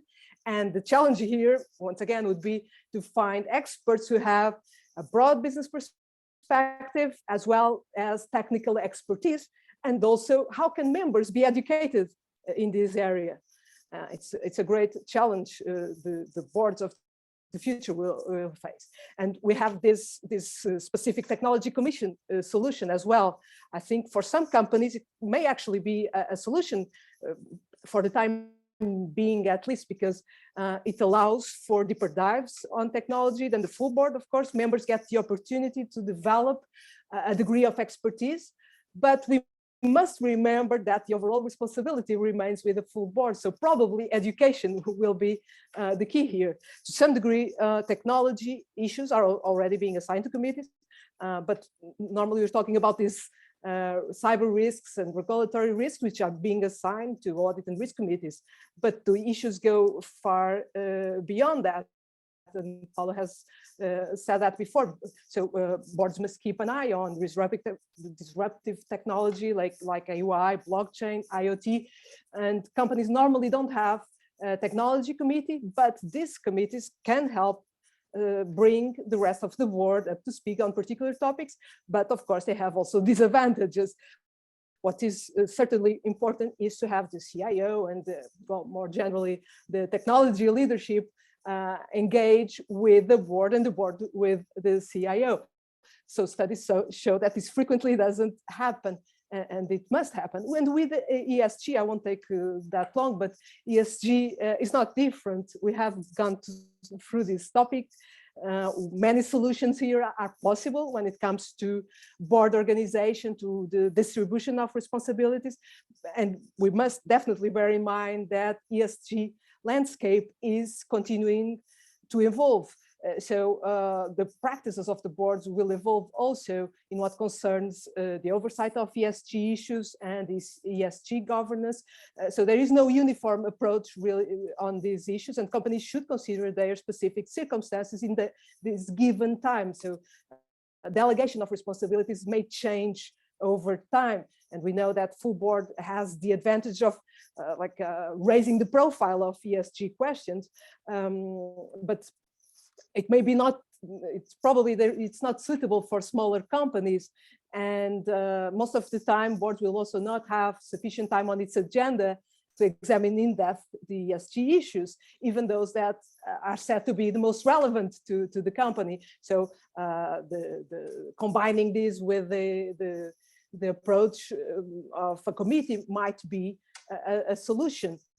The best approach will always depend on the company, and these strategic decisions will always remain with a full board. That's for sure. Apart from that, I'd say many approaches are here acceptable. Probably in the future, not far away future, I'm afraid, sustainability will not need to be an autonomous responsibility either of the full board, of committees, of a specialized committee. It will come as a natural part of all corporate decisions, a bit like technology. But for the time being, what's essential is to define the material skills that board members need on ESG. And that's a big problem today, and that includes recruiting directors that will bring ESG expertise, but that also means putting the emphasis on training and education, so that we can enhance the board members' expertise. And also important would be this engagement with outside experts to provide guidance to the boards, and that won't be easy, especially because we're talking about so many topics and so different topics like DEI, corporate culture, corporate social responsibility, sustainability, social impact, cybersecurity, human capital, talent, technology. So this variety makes ESG expertise even more challenging to find. What I don't think is feasible, if I still have a couple of minutes, is to change the board's election rules so that stakeholders representatives would sit on the boards or would have a say on their election. That we know some countries already do this, at least for employees representatives. And an approach would be to have each constituency elect a subset of directors who would then represent their perspectives and their interests in the board. And an alternative approach would be to have all stakeholder groups participate together with shareholders in the election of all directors. But I don't think it is possible for all stakeholder groups to get representation or to get vote. Even employees' representatives will hardly be a reality in countries where there is no such tradition. Boards should definitely be required to engage with stakeholders. They should be required to have adequate ESG policies, in my opinion, but not to have stakeholders representatives, at least not without a much wide-ranging reform of corporate law. That would be a true revolution in the foundations of corporate law. And I don't think it's a solution for the time being. I'm finishing now, Abel, just to say very quickly, because you asked me another question and I will give the floor to Stilpan. You asked me about how to put these talents. How can we ensure that these talents are put to their best use? And I think this is really an interesting topic, because we don't, at least in universities, we don't reflect that much on how education should be provided to the boards. We don't think much about how board materials should be organized, for instance, before the meetings, and that makes all the difference during the meeting, and also about meeting processes.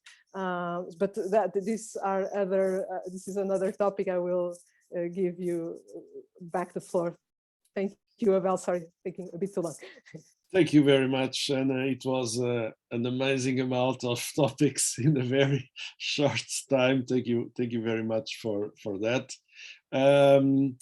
Stilpen, so giving the challenges that Fabio brought us and the aspects of organization and composition that Paulo and Anna covered, I think that the question that makes sense now is to ask you, how should boards work, be structured and planned in the future in view of not only what they already said, but also this pandemic virtual revolution that Paulo was referring some moments ago. Thank you.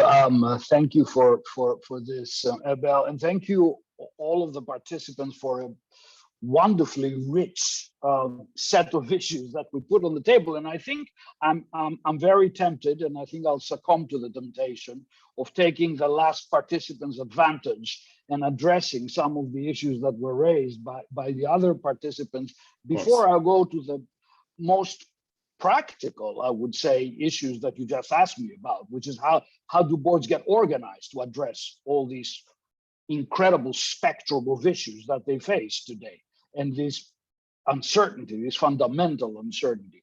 But first, let me go back to a question that Anna raised, which is very interesting, because we are assuming we're having the discussion on the future of boards on the basis that companies will be more or less what they are. And she very rightly put on the table that they might not be what they are. They might be much more decentralized entities. And the issue of technology also comes to view with the fact that a lot of the strategic processes in companies are being automatized and are being informed by AI. A lot of the control systems will very soon, is my view, start to be informed by distributed ledger technology, so by connected networks of computers. So what is the role of the board in that, asked Anna. And I think, do we need a board? First of all, I'm somebody who believes that there's never going to be perfect contracts, no matter how smart they are. Nobody's ever going to write the perfect contract. So you always will have an institutional framework that needs to adjudicate even in this perfect contracts. And that will be, I think, a big part of the new board. Another part of the new board is the standard setting for all these new technologies. And the standards are not technical standards, because boards will never be in a position to argue that. They should be in a position to kick the tires, which is a huge task. But it's also ethical standards. Very often we are already facing in what we call, platform boards.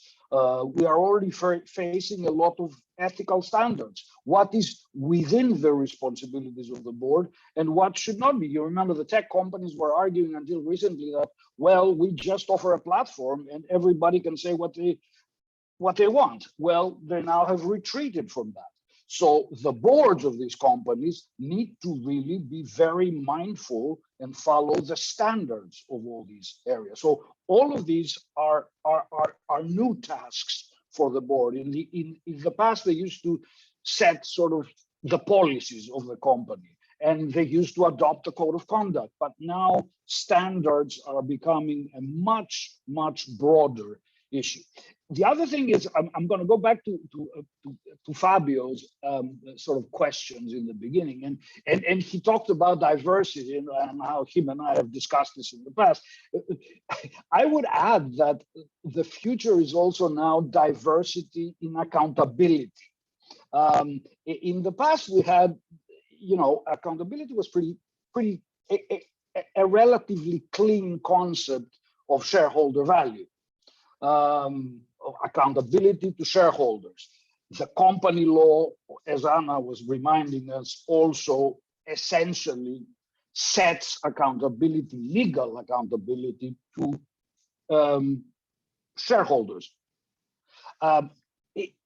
However, in the new board, we do not have the tools, or in the stakeholder company, we do not have the tools to actually direct this accountability. We don't really know the accountability path anymore. The Business Roundtable, I think for very selfish reasons, I don't want to be cynical, but they're very selfish reasons, the CEOs of the largest companies in America have decided to make this the purpose of the company. The purpose is also a concept embedded in the UK company as corporate governance code, the latest one. And that was a big change in my mind. So maybe this concept of the purpose is now what will guide accountability. But to be very frank with you, this is still just a word or just a slogan, because if one sees company purposes, in the great majority of cases, they're quite vacuous. So unless you come up with a purpose and a cascading of this purpose down the organization, which is transparent to all the stakeholders, then I think you still have not found your new accountability path. Back to the question that you really asked me, Abel, which is the practical aspects of boards. I personally believe that the pandemic was a huge catalyst on the way boards work and will work in the future.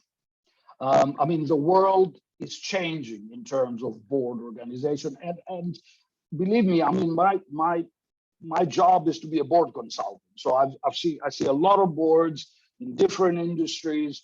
I do have some sort of a focus on the financial industry, but it's much broader than that. What we see is what we call at Nestor Advisors the distributed board, more and more emerge, which means that instead of consolidating the issues that the board discusses in one long agenda, and the same for it, and creating board days whereby people from all over the world in large companies come together and do committee meetings the first day and then board meetings the second day, or something of the sort. Instead of that, we have more and more meetings distributed across time. This is challenging from a scheduling point of view, but now with virtual technology, it's much easier. And the fact that boards have gotten accustomed to it. Of course, this also creates a second layer, which is that a lot of these meetings that are now distributed across the period, the year, are what we call monothematic, or as a client of ours calls monochromatic. So, and these monothematic or monochromatic meetings are discuss one issue in depth. This is a very new way of looking at the world. It means that the board can choose which issues are of great importance and look at them as in a seminar kind of context. Very often, this has, of course, to do more with strategic issues, and more, because it is a seminar kind of context, you have outsiders also coming to sit on these meetings or parts of these meetings, which is another interesting development. The board's very strict boundaries are getting a little softer, and you're getting outsiders contributing more and more to its work. Now, it is, I'm going to go back to something Fabio said in the very beginning, which is we're going from the advisory board of the past to monitoring boards. I think that the monitoring board trend, which essentially started with the turn of this century, and after the financial crisis got a huge push, especially through the financial sector, will start to be in retreat. And slowly but surely, because of the technology issues that we were talking about, but also because accountability and reporting in companies has greatly improved, the monitoring board will start to become more advisory again. And boards will find and will have to find more time to reflect, not only to control, but reflect. I think there is still very much tension in this area with supervisors whenever they're around, or even regulators, as Abel reminded us many times in the last hour and a half, pushing for more stuff for the board to do. But I think the voice that wants the board to be more of a reflective forum rather than a controlling, monitoring forum will also make itself heard. I mean, going back to what's happening, we said that we have the distributed boards and we have the monothematic kind of organization very often. Still, you need to strike a balance between these two. And you need to strike a balance as to what you can do remotely, sometimes in a monothematic way, and what you need. Why do you need to meet? And I think all boards will tell you that for almost obvious reasons, it's very important to meet. The most obvious reason for me of meeting is the corridor and meeting the people and management. Now, that's what we lost. We lost the water fountain. We lost the dinner after, the dinner before, the lunch, the kind of the tour of the premises and meeting people. That's the stuff we lost. So the big question here is, how do you choose which meetings to have in person? And how do you choose which meetings to have remotely, without the water fountain? And here, it's very interesting because I know some of our clients, for example, have chosen to have like the 4 standard meetings per year that would look at the financial results, and so the more structured standard meetings in a board's agenda, for them to be the physical ones, where people get together and do committee and board meetings together. Others, though, have chosen exactly the opposite. They said, these are the standard meetings that we don't need to get together. Where we need to get together is where there's some reflection going on. So the monothematic stuff, when some reflection is going on, which will allow us to interact more in a personal basis. So they, in a sense, treat these monothematic meetings almost like away days in boards. Now, let me just say that what is another element here, and I'm conscious of the time, Abel, so I don't want to take much more. I'll take very little, actually. What does this mean for the structure of the board, you asked me, Abel? So the structure, meaning the committees, how do we break the board up? Now, all of these new toolkit for board organization will have an impact on the committees, and in many subjects that are strategic, we might see fewer committees. I mean, already not many companies have strategy committees, some do. You might see more of these monochromatic meetings, in a sense, replacing committees.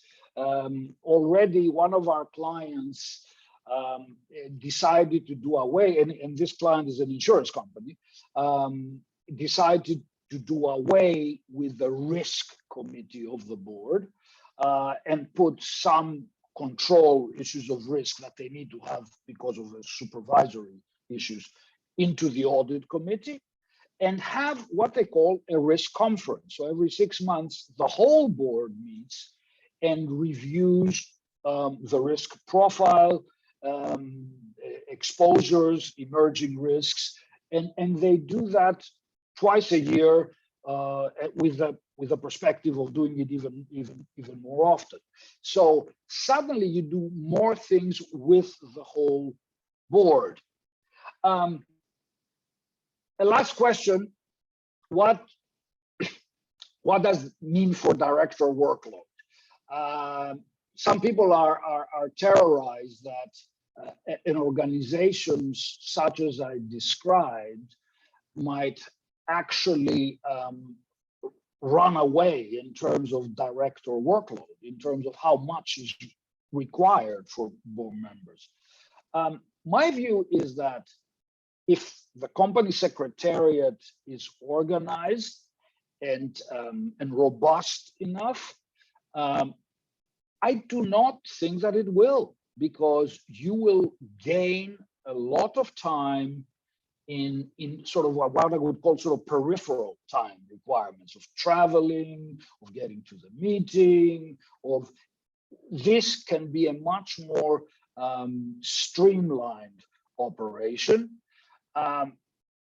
It might have an impact on how much people who have a job, who are not portfolio directors, who are CEOs of another company, how much time they can devote that is distributed, as opposed to keeping chunks of the time on their diary. But all this is to be revealed, and I will stop here, Abel, and I think, and I'll thank also all the participants for the really very insightful comments. Thank you very much, Stilpan. I think we still have time for a very quick second round, I would say, with answers not going past the 5-minute mark. And there are 3 or 4 points that I would like to come back. And starting with you, Fabio, of course, you referred in some detail to the European Union Commission public consultation and the expected proposal on sustainable corporate governance, which, as you said, can represent a very fundamental change to the heart of company law, but which is based, in my view, on a study and a consultation really biased and incomplete. And obviously there is a number of big problems in that consultation. I would say one of the major ones are the one regarding this apparent new European legal obligation to balance the interests of all stakeholders. I mean, boards to balance the interests of all stakeholders, which of course would lead to corporate dilemma and probably decision-making stalemate. So my question is, do you agree with this view? Do you think that the proposal, if it is still showing the same contents as the consultation, is going to be a big problem for corporates and for the legal framework in terms of company law? So I totally agree with your point of view. In fact, as I mentioned, I think this will unfortunately risks to be a major challenge, but I hope to be wrong, because of course my point of view is completely different. I do agree totally that the study of Ernst Young that underpinned the consultation of the EU, and maybe will be at the foundation of the proposal of directive. We will see, of course, as a completely wrong bias, let me say. So what will be important will be to to minimize, let me say, the damage during the consultation phase of the directive, because unfortunately it is very likely, as I've heard at least, that the proposal of directive will come soon, very soon. I think in this month of February, as far as I know. So we'll have, as issuers in any EU country, we will have to minimize the risk. Let me say, what's the risk really is that I don't know if in Portugal you have something like what in Italy is the benefit corporation. We have a specific kind of corporation that mix up shareholders' interest and stakeholders' interest, and where directors are obliged in this case to fulfill these two kind of interest and mix up and satisfy them at the same time, but specific responsibilities. But of course, it's a kind of company, let me say, that it's up to each company to choose or not. So it's a mix between a traditional shareholders interest-based company and something else. Unlikely, I fear that at EU level they are thinking to something like that as a compulsory measure, as a compulsory tool for all EU companies, and that would be very, very bad for us, for all of us. Yeah, thank you very much, Fabio. Paulo, what are your views regarding this European Commission proposal? Do you agree with the view that Fabio was expressing, and do you think that our Portuguese example, our existing framework regarding directors' duties would be enough, for example, to deal with the new challenges that Fabio brought us, and namely the ESG and sustainability factors? Thank you, Abel. Just a quick response to Fabio a while ago. We do not have benefit companies as an autonomous corporate type, but we do have a general standard in our company's code that states that directors have to pay into attention not only the shareholders' interest, but also the interest of those who are affected by the sustainability of the company. And so it's a message which is quite close from Section 172 of the Companies Act. And so we have some perhaps some leverage in terms of being placed at a better place to give responses to ESG in terms of the current legal framework, an existing one. But my view, I mean, Abel, regarding the overall discussion in Europe is that we have to aim for a compromise. I think that a lot has been said, of course, in terms of criticism for the process, the methodology, and of the study by Ernst & Young and European Commission, but we cannot just throw the baby away with the water, and there are important elements in that process as well, and I think that what is important to show is that, and ultimately, I mean, for instance, social concerns and environmental concerns, they are fundamentally aligned with shareholders. Of course, there are some areas when you have to fire people, when you have some critical decisions to be taken, you can have divergence. But what is important in a structural project like that one has to be, of course,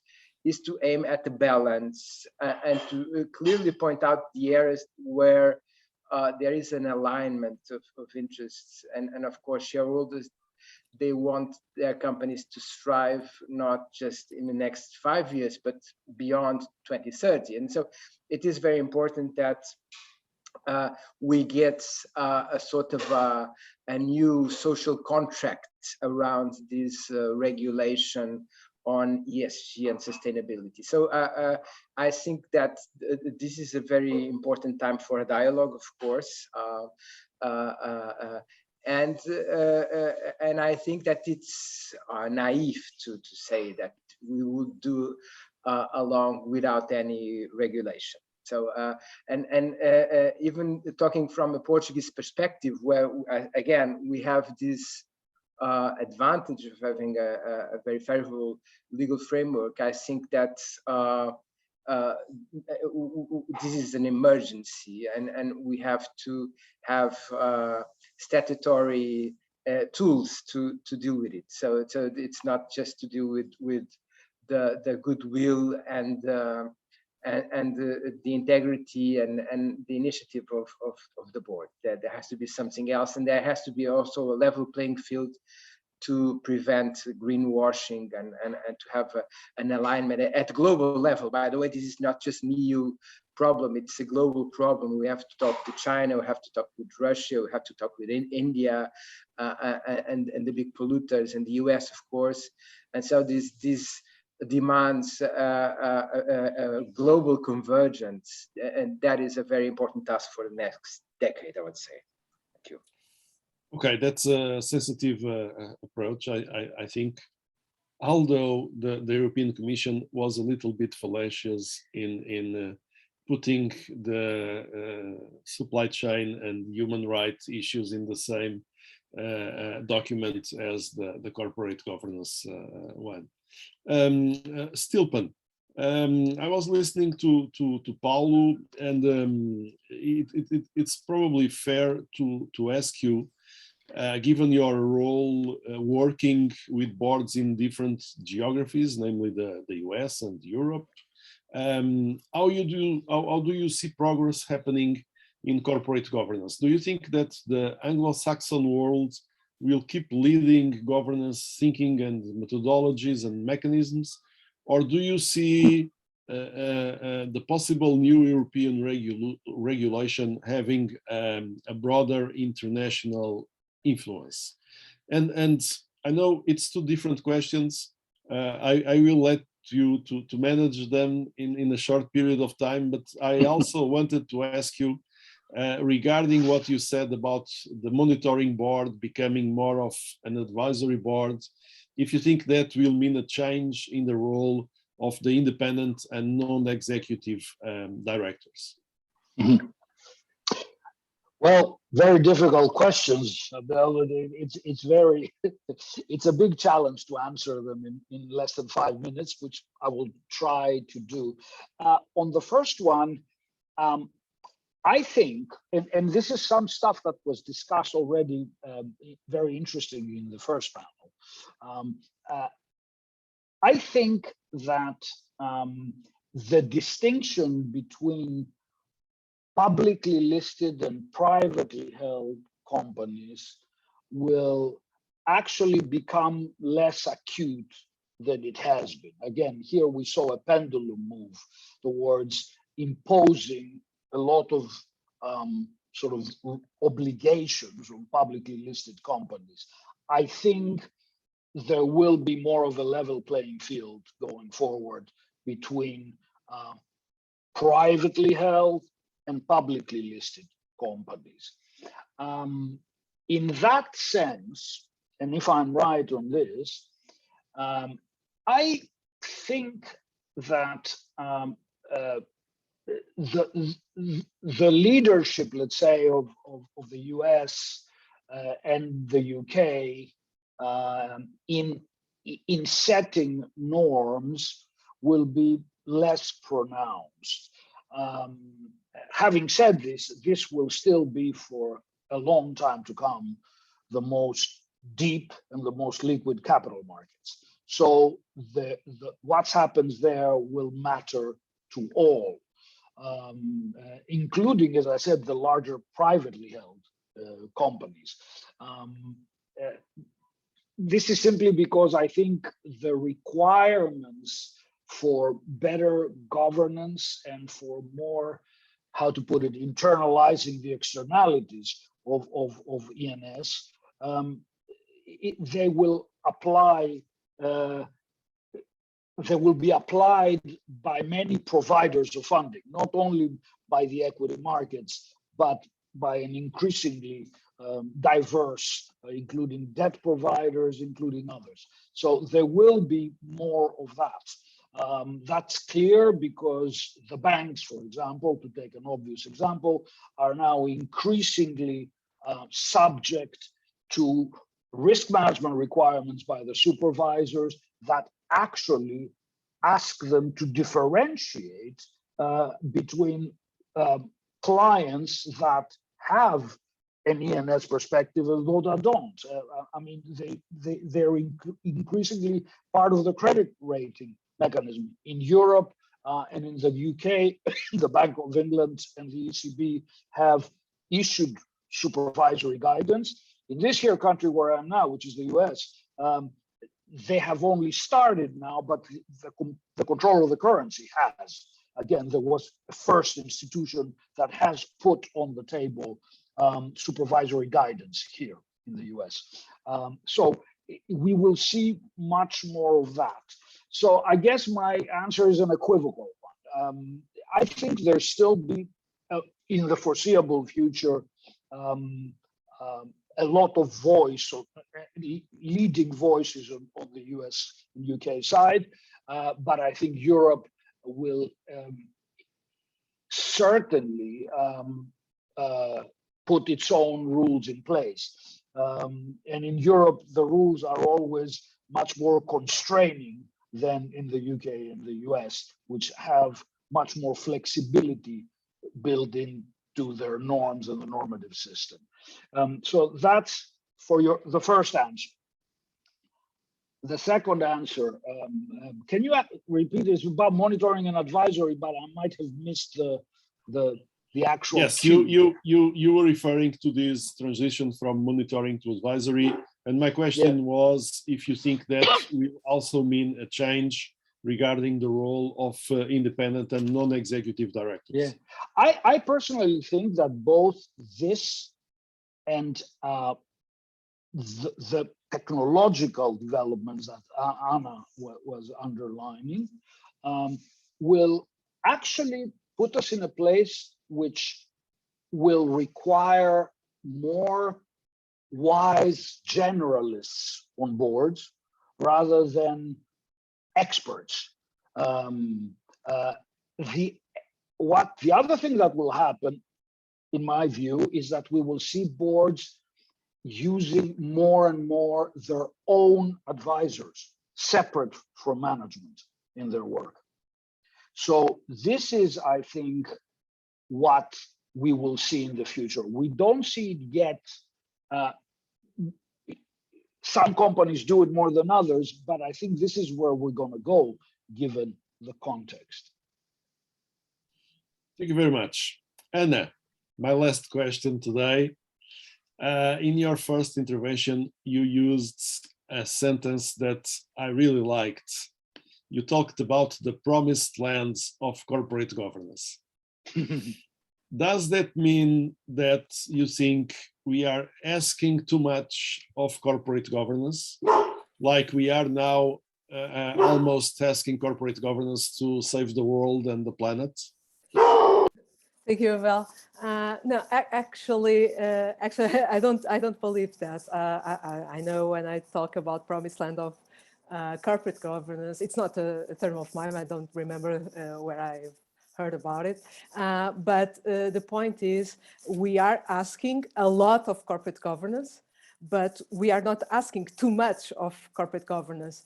I think we have to find the right balance because we have so many issues on the table. And I think it's pretty clear that companies are put in a position where they are not able, for the time being, they are not able to deal with these topics, and directors board members in general are not yet prepared to deal with them. They are not familiar with these topics, and the advisors and consultants can, I agree with Nasser that, sorry, it's still in the interim, in this period of change, can be a very good solution, because committees have problems that advisors don't have. But in the end, we have, at some point in the future, board members will have to be familiar with all these topics. So I agree that it's asking too much, but we have time for that. And corporate governance is never asked too much. That means companies run the world. All of us, it's a nonsense to think that anything can happen without having companies engage with stakeholders. Engaging with shareholders won't be a problem, but engaging, at least in general, but engaging with stakeholders is indeed a problem, and companies must be asked this much, even though I may personally think it's difficult. It's a great goal, but it's a necessary goal. So we have to accept this goal and try to find the right mix of talents, the right solutions for each company. And Paulo in particular has stressed that point, that we can't not think that corporate governance will be the same to all companies. We can't ask also a big corporation and a small corporation to be the same and have the same responsibilities. And someone, I think it was Stilpen, was talking about the hypocrisy of companies in the United States and all over the world that are talking about corporate purpose. And we know it is an hypocrisy. That means in the sense that we know that profit didn't change as the end goal, but that doesn't mean that isn't important. I don't think that that decreases the importance of the Business Roundtable Declaration. It is important. And for instance, in Portugal, it has generated a very interesting debate. And the AEM has been having a great responsibility in this debate. And debates are what can lead to changes, even though to finish, even though of course we are asking too much, but too much is what we need of corporate governance. Thank you, Abel, and thank you very much for the opportunity to join you. Okay, so on that note, I will end up our session today. Again, in the name of AEM and Morrow Sodali, let me thank you very much to all our speakers for being so generous as to sit down with us to talk about such interesting and indeed inspiring topics. E aos nossos participantes, muito obrigado por terem estado connosco neste final de manhã. Convido-vos a seguirem as iniciativas da AEM através do nosso site e das nossas redes sociais, LinkedIn, Twitter, Facebook, e a juntarem-se a nós em sessões futuras, e agradeço-vos mais uma vez, desejando que tenham um bom resto de dia de trabalho e um ótimo final de semana. Muito obrigado